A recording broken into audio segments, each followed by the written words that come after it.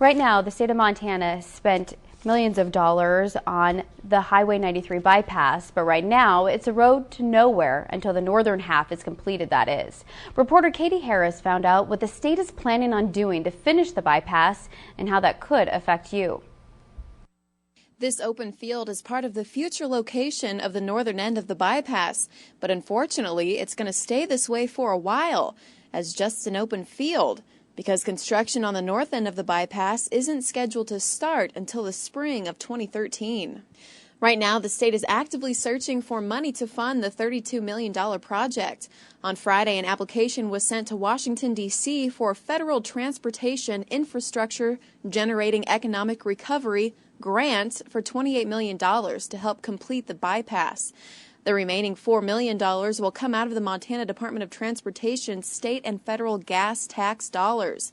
MDT says taxpayers shouldn't worry. It would be no different than if we were applying to build an interchange on the interstate, or if we were applying to build bike paths or pedestrian trails or parks. It would basically be similar to that. MDT will find out if they'll get the Tiger Grant funding in the spring of next year. If the bypass gets turned down, MDT may have to compete with other projects in western Montana for funding.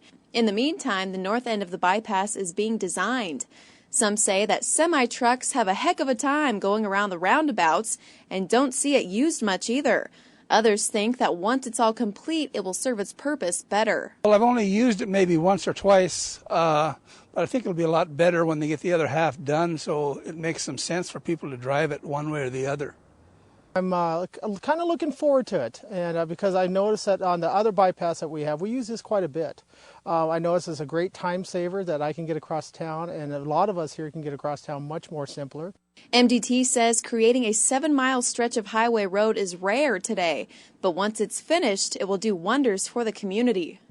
Kalispell is the largest community in the state of Montana that does not have an interstate running in or around it. So it helps to take the load off of other streets in the area, which this community has not had that luxury before. In Kalispell, I'm Katy Harris for Montana's news station. Homeowners living near the north end of the bypass location say the future construction should not affect their property values.